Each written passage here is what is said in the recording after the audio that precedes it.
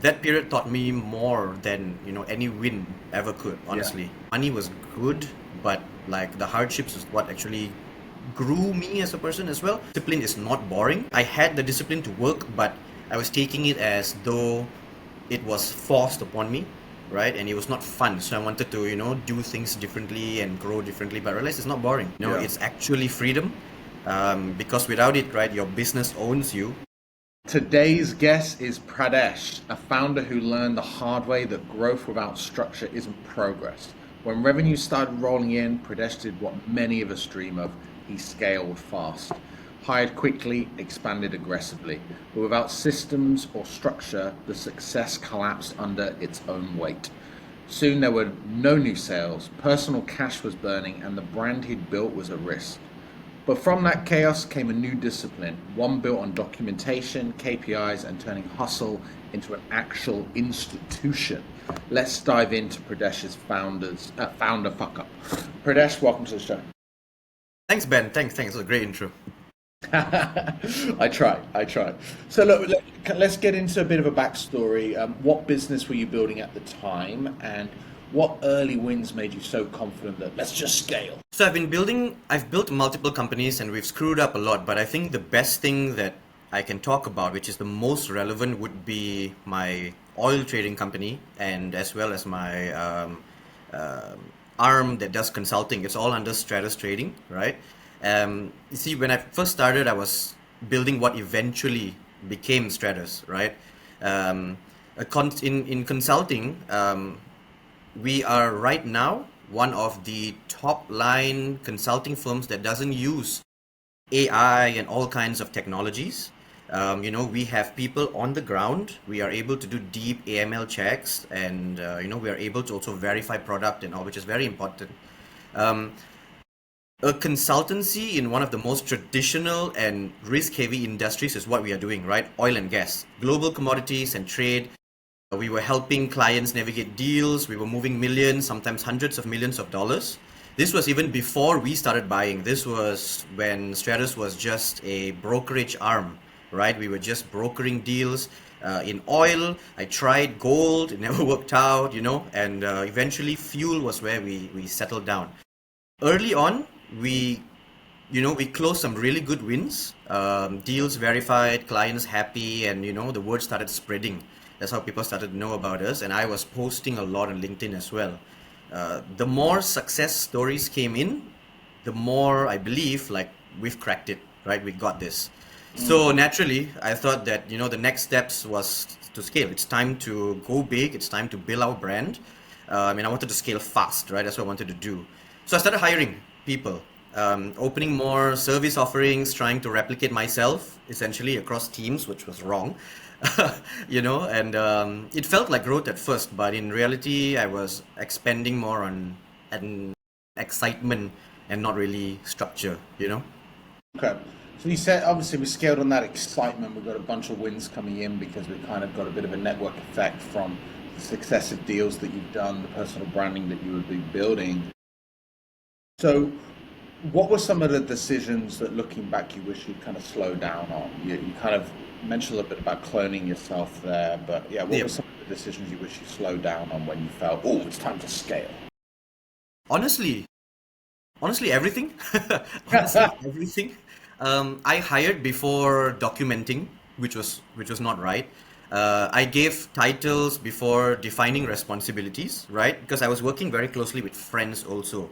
Yeah. Yes, I was running the business, but I had a lot of friends that was like, "Hey, we've known each other for a long time. Let's do this thing together," and so on. So, we were throwing titles out: COO, CFO, all kinds of random titles which just didn't make sense and it didn't mean anything, right? I focused on bringing people in without first building that system for them to actually succeed in, right? Sure. I've always been the kind of guy that was like, if I do well, I'm not greedy with money, but if I do well, I want my family or I want my friends to be able to benefit off of it to a certain degree. So either you come and work on as staff, or you come and run the company together with me, or I set up a specialized arm that I can invest in and you can run something like that. I thought that energy and leadership would compensate for the process. So instead of SOPs, I was giving pep talks more. Uh, instead of systems, I was micromanaging everybody, and everyone was busy, but nothing was measured, so we couldn't really see where we were going. Looking back, I wish I slowed down during that time and I built the infrastructure that we have now, To before scale. chasing more volumes. Yeah. One thing I realized a long time ago was that you can't scale chaos. You can multiply it though. Yeah. Yeah. That's a very good. I'm going to steal that. I'm going to steal that. So obviously we brought in a bunch of mates. We've given them a bunch of job titles. We're pep talking. We're hoping that energy kind of drives this scale. When did the cracks start to show? Was there like a moment you realized, oh shit, I fucked up here. We can't sustain this pace, or the business is kind of near on collapsing around me. When did those cracks begin to show? They were showing throughout, right? They were showing very clearly. They were showing throughout. It's just that I was in my head. At the same time, I had an ego, right? And I was not. I was in denial, and I just didn't want to accept it because I I don't come from a wealthy family, and I had to do everything from scratch by myself. Of course, I had good support from my mom and my dad in terms of like motivating and saying you can do stuff, and you're hardworking, you can do things and all this stuff. But at the end of the day, like actually like financial support to grow a company, scale, or advice, right, on what to do, we don't have because nobody in my family runs a business. So everything was just like I had to just figure things out from long ago. There were there was this 1 month when our pipeline just went dry, right? Like it was 8 months, I think, 8 month period where there were no deals. We couldn't broker anymore. Everything seemed to be fake. We didn't know what to do. There were no new deals, no revenue coming in. But the overhead, of course, stayed, right? Because as much as I hired my friends, I also hired a bunch of people to get things going. So, for salaries, for some kind of basic marketing that we used to do locally over here, essentially just everything. Um, I remembered looking at the numbers and realizing that even though we were big, like considerably, we were scaling, so we're considered like decently big locally over here, but we were not stable, and the growth wasn't real. It was Yeah. just expansion, right? There were no foundation, no nothing, You and expanded that's when. costs. You Yeah, expanded yeah, the exactly. cost rather than the business. Exactly, yeah, yeah. Yeah. So from like a one-man team right now, I have like a 30-man team, and I'm like, yeah, this is expansion, this is scale, right? Well, there's nothing there, and when the cracks became more obvious, and I started to like lower my ego and be like, something's not right here, you know. That's when we started to actually make the shifts and the change. So Yeah. people don't know who was responsible for what. I didn't know anything. My partners, my friends, we didn't know anything. Clients got mixed messages, right? Sometimes we were pushing as a brokerage house. Sometimes we were pushing as not a brokerage house, but we were like a facilitation arm, because we didn't want to have that umbrella of being a broker. And, Yeah. I was doing firefighting daily, trying to put out fires left, right, front, back, center. It was basically like watching a ship, take on water Yeah. while still trying to build more decks on top of it. That's what we're trying to do. Yeah. Yeah. Yeah, I get you. I get you. I think I like what you said there about when you let go of your ego. When sometimes we define sex define Ah, success yes. differently. Sometimes, especially in the beginning, it's I want a big company. I've got 30 people working for me. I'm the boss, the CEO. That can get it. We can get an ego attached to that. So it's good that you kind of learned that lesson. But obviously, a lot going on. Like you're not getting any revenue. You're perhaps burning your own cash. I believe we Yeah. mentioned. Um, so what was like the personal and professional fallout of that period? Like financially, emotionally, like not just your brand, your reputation, but how you were dealing with this? Because this is like you're in crisis mode, you're fighting fires every day, that's all you're doing, right? What was going on there? It was it was rough, man. It was exactly like what you said just now. It was really rough.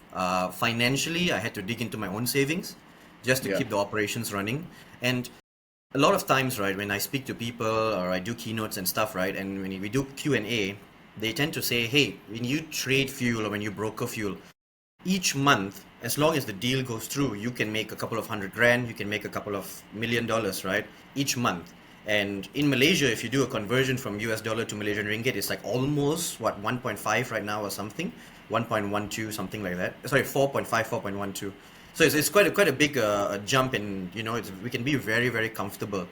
But what people don't understand is at the end of the day, it's not considered a business if I'm still using my own money, right? Because eventually, just like what happened before, right? 8 months in, no brokering, no deals, nothing, and we're just using my own funds to get things moving, right? So, yeah, I had to dig into my own savings to keep the operations going.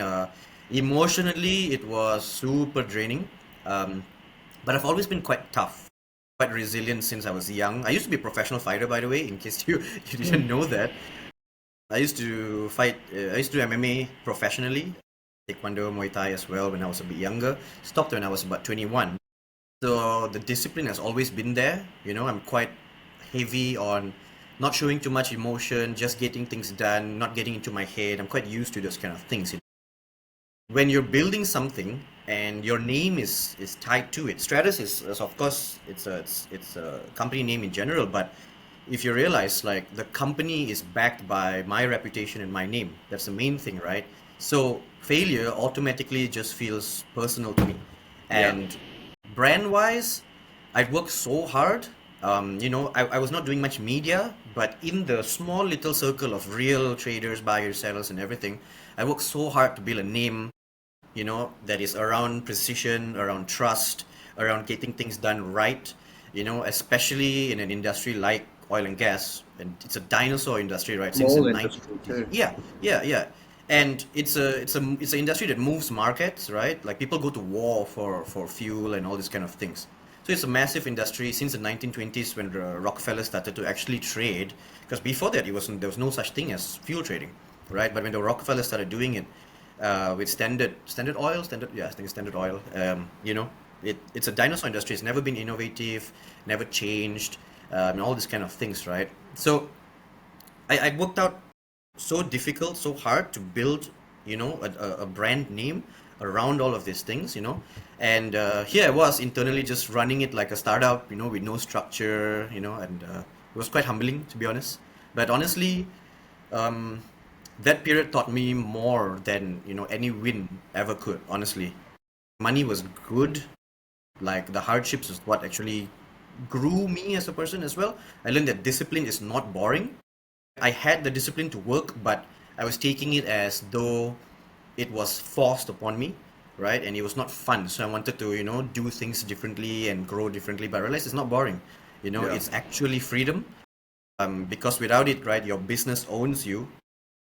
Mike Tyson said it once before, right? You gotta do the things you hate the most, like you love them, and then that's where discipline comes in play, right? Because you hate the running, especially in training. Before you hate the running, you hate, doing your phone calls. You hate, keeping things, structured with an SOP and everything. But if you do them as though you love them, then you actually build a real good system around it, and then you have discipline. Yeah, it's something I took with my coachees, founders that I coach all the time, is that you have to have those habits. And those habits are typically not always the things that you enjoy to do.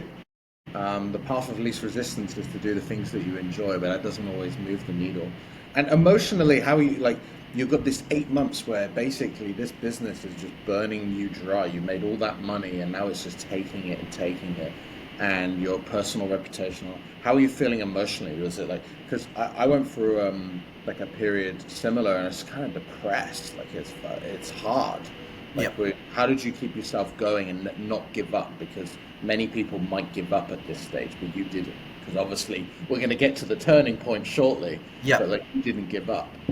No, What? so for me, right, it was like I was still in denial stage. I was still kind of blinded because you had a lot of money, right? If it's let's say if it's a SaaS business, for example, whereby you're selling $10,000 worth of product every single month, and then you don't sell for the next 2 months, you kind of feel it. For us, it was not, right. I could say I could feel it, but it was not heavily impacting myself because each month the profits still come in from the previous deals, right? And people sign a 1 year contract. So in the end, when there was no deals for 8 months, emotionally I was kind of numb because I'm like, well, maybe we're just trying to not, we're not doing things right. Maybe we're just not working hard enough. But hey, next month I still have, $200,000 coming in. I can segregate 20% of that or 30% of that, and we can start to push deals through. So I should have realized things sooner, and the emotional impact should have been harder for me to then wake up and say, no, no, no, this is not right. But it took me, like, I guess, a clear 8 to 12 months to then realize, shit, my contract is going to end soon, which means then no new money is coming in, Yeah. and then I'm pretty much screwed. So I need to Classic. actually change things. Yeah. So this is classic of those that have like build up a war chest or a savings, or like they've got like, you know, they're not looking at it properly because they feel safe, and you allow that time to go on too long. I hear you. And so, this 8 month period has been tough. We're now thinking, shit, we've got to change.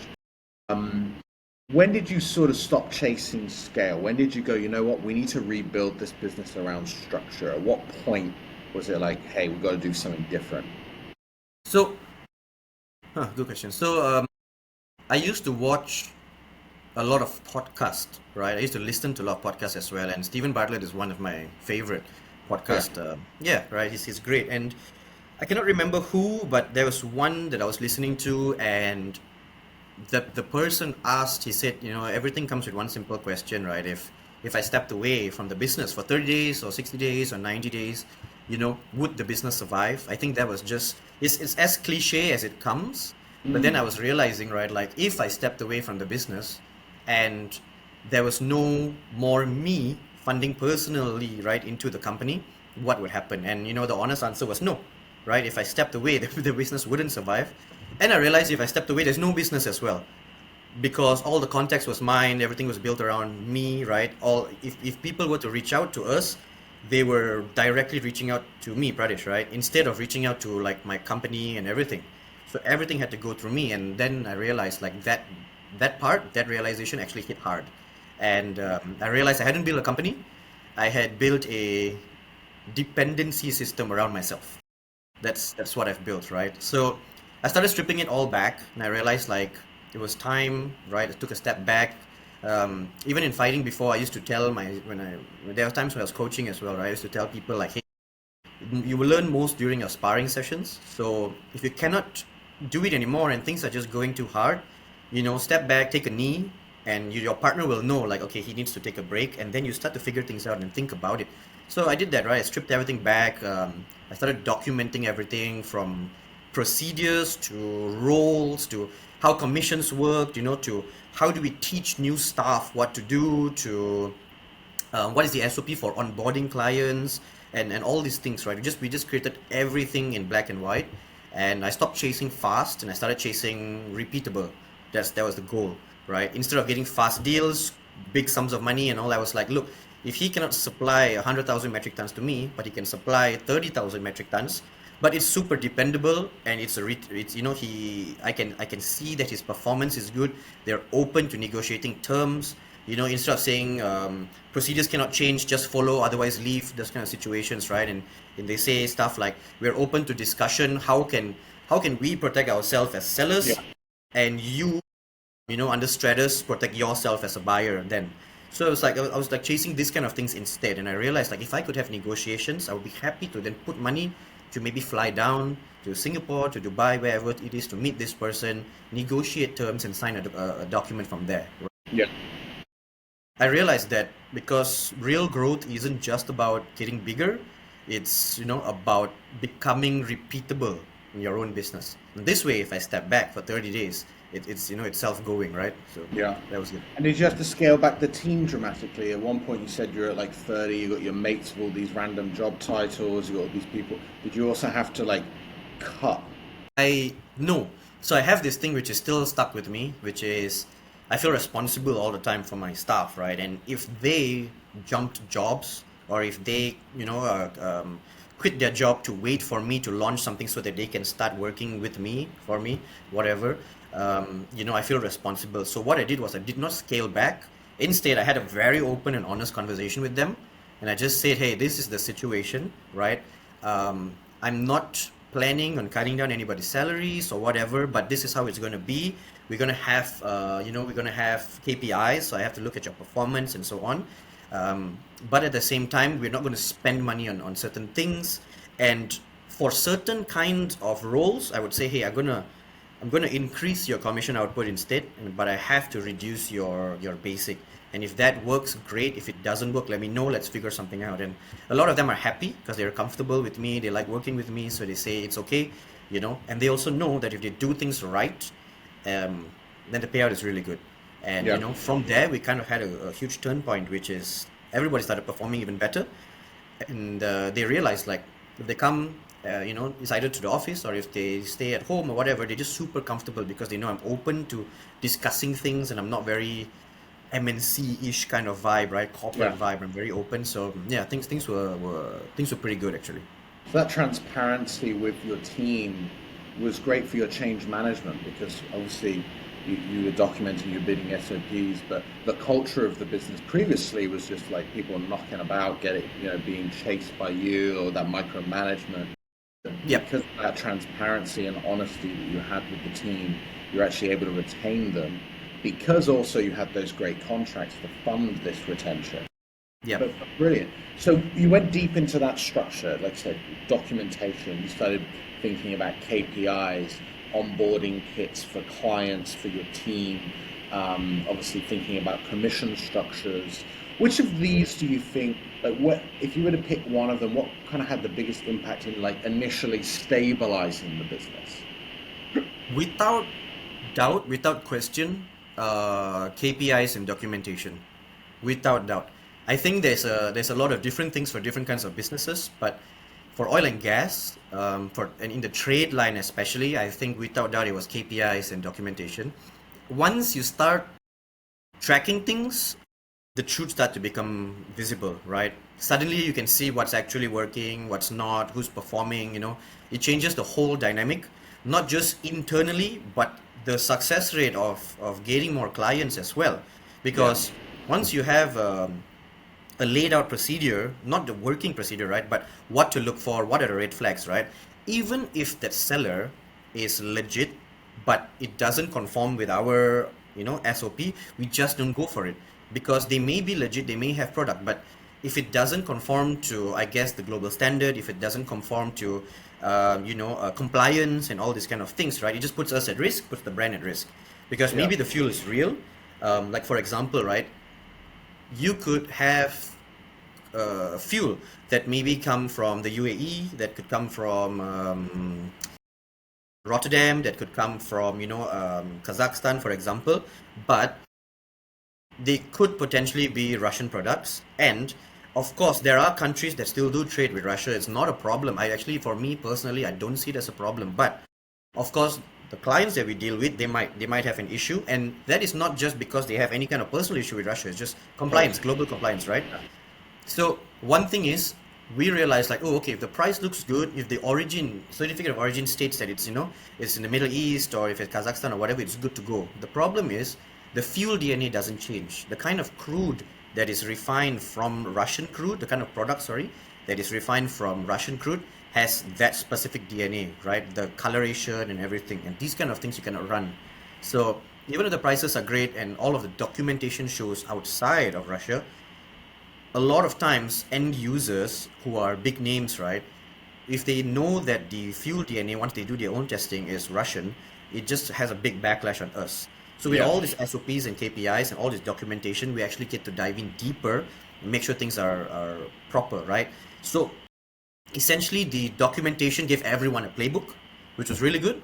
The KPI systems then gave everyone a direction, right? And of course, the commission structure gave everyone an incentive. So, so it was good, right? And that's yeah, that's when the chaos finally became measurable, Yeah. right?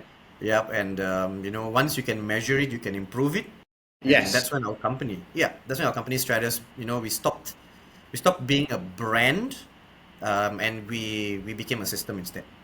One big quote I always say: if it can be measured, it can be improved. And also, I say to be accountable is to Yeah, count. right? Like your KPIs, you got to be accountable to your results. You have to be able to count. Yep.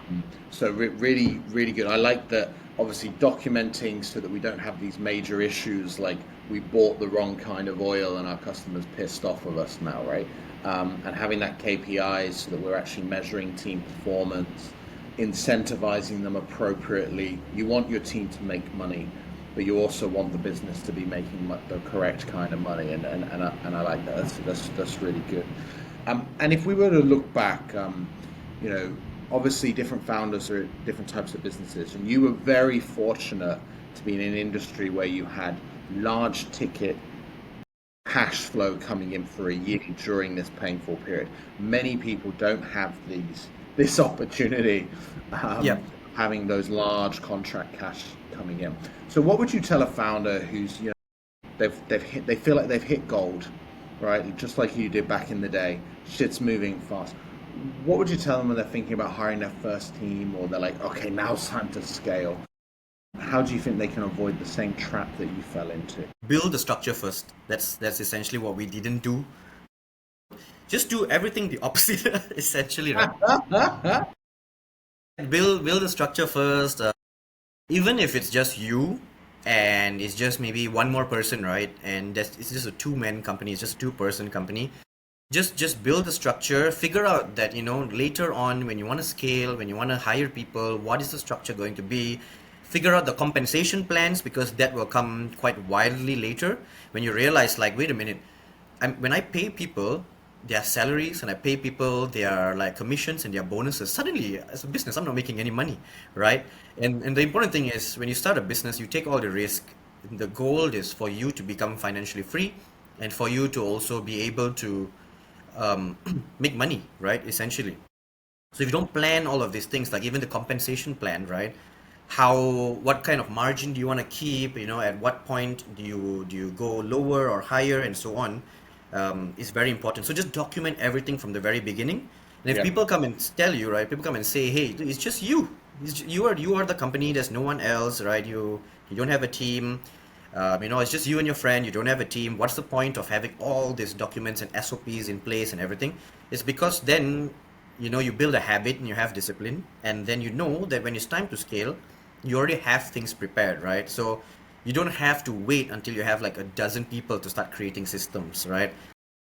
Because if you scale without them, then you just build pressure into your own business. If you scale without them, you're putting pressure onto yourself, and eventually when you realize, oh no, I have too many contracts, I really need to do a quick and fast hire, we need to go aggressive. Then you realize when you hire, like, 10 people at a go, and then you just don't know what to do, you're stuck, right? And then you realize, like, you didn't have a proper structure, you're mixing and matching all the calls, you're mixing things up, and things just get more chaotic after that, right? um, Documentation is important, and most importantly, I think, slow down when it's working. And I'm a very aggressive person, so when I say slow down, I don't mean take a step back and be relaxed. I mean, like, make sure structure is in place. And if you want to go aggressive, make sure you have all documentation, all SOPs prepared.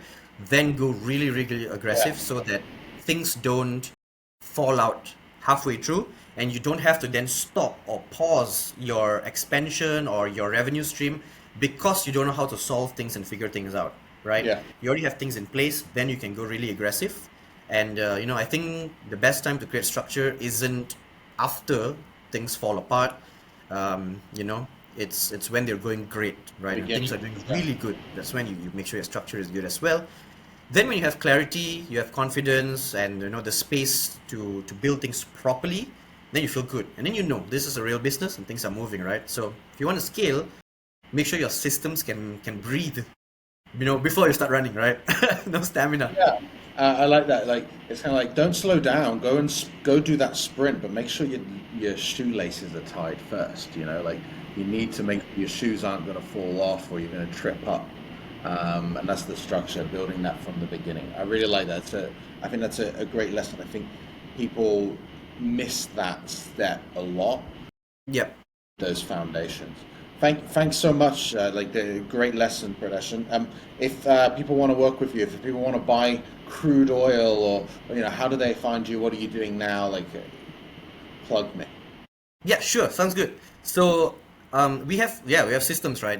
We have a way that we work. So if you want Stratus to buy, right? So we have two arms. This is what we do, right? If you want us to buy fuel, you have to reach out to us through our website or just send an email at procurement@stratusoil.com.my. You can find all of this on our websites. You can reach out to just our general info, like a desk through our website, and we will connect you to all the teams, right? And that is if you want to sell to us.